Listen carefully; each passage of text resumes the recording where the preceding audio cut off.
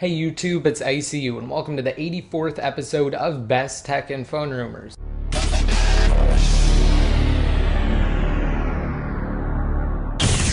To preface this episode, I just wanted to say that I'm primarily going to focus on the two major jailbreak updates from Pod2G this week. So just 2 days ago, on Wednesday, April 18th, Pod2G actually tweeted out a status update for the iOS 5.1 Untethered jailbreak, which is assumed to include support for the two A5-based devices being the iPhone 4S and the iPad 2, as well as the new A5X-based iPad. Now he said that they, and I quote, have all exploits required to do a new jailbreak, and that he would set to work to bypass the ASLR at boot up. Now that was the first major update, and that was extremely good news because that is at least half the battle, if not more, trying to find all of the exploits for the different devices that you plan to include in the jailbreak utility. And thankfully Pod2G and all the other iOS security experts that he has been collaborating with when creating this jailbreak have actually found all of the exploits that they need to perform this jailbreak. Now early this morning, Pod2G tweeted out another update saying that ASLR has been successfully bypassed. ASLR, or Address Space Layout Randomization, is a computer security method, and introduced in iOS 4.3, ASLR has, if nothing else, been a setback in the creation of current jailbreak utilities. Now, even with these two updates, unfortunately, we don't have a set release date as of now,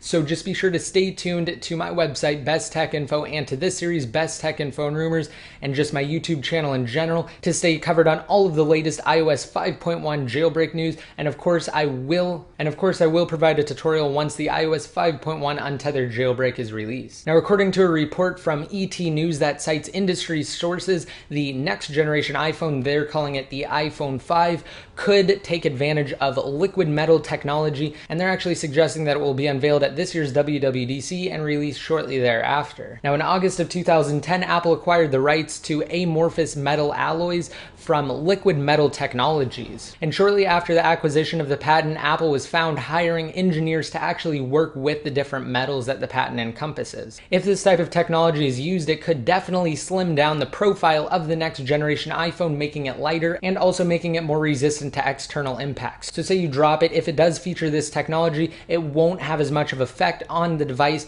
as if you were to drop, let's say, an iPhone 4S without this type of technology. But then again, ET News hasn't had the best track record when it comes to reporting on Apple rumors, so it's probably best to remain at least partially skeptical of the reports of an iPhone 5 with liquid metal technology scheduled for a June release. Also, Qualcomm, the company that manufactures the 3G and LTE chips that Apple uses in their iPhones and carrier-enabled iPads, is actually having trouble keeping up with the demand and producing enough chips to supply for all smartphones and tablets. Now, the manufacturing shortage is expected to extend through the remainder of this year, and they're trying to do everything they can to pump more money into producing additional chips and to try and manufacture as many chips as they possibly can in a short amount of time to, again, keep up with the demand. And in light of Qualcomm's heavy load and unusual shortages, multiple analysts are suggesting that there's no way the next generation iPhone will be able to be released this summer, like some sources, in this case ET News, are suggesting. So while we have two different reports here that contradict the release date of the next generation iPhone,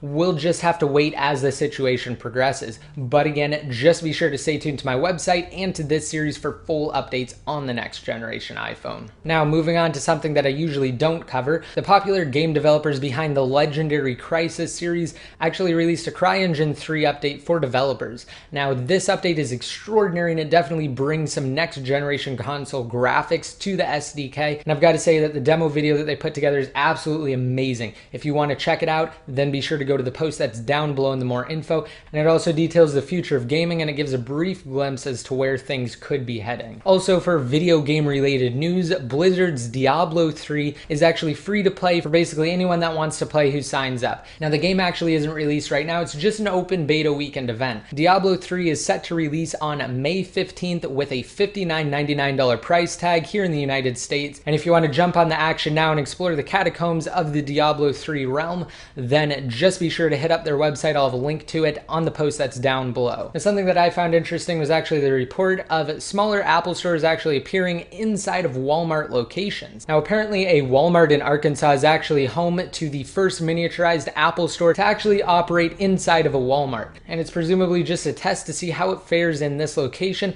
and with the clientele that Walmart attracts. And if it does well and if it's successful, then the concept is expected to spread to all Walmarts throughout the nation. Also, 2 new iPhone 4S commercials that are centered around Siri aired the other day, and they feature 2 celebrities, one of which being Samuel L. Jackson.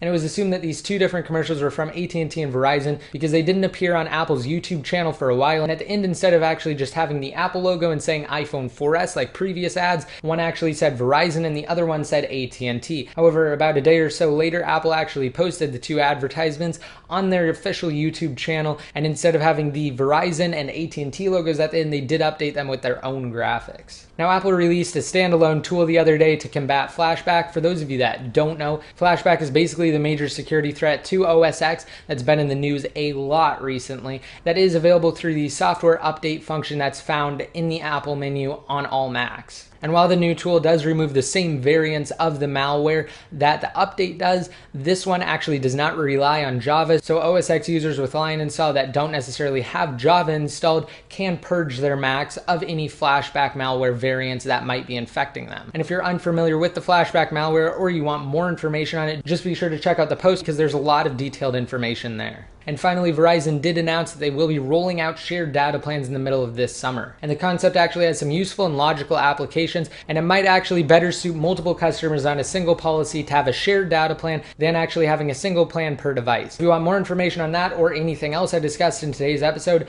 just check down below in the more info. Don't forget to rate this video up if you liked it and hit that subscribe button to be notified every time I release a new video. If you want to be updated more often, just be sure to like me on Facebook, follow me on Twitter, and add me to one of your circles inside of Google+. And until next time, this is ICU signing out.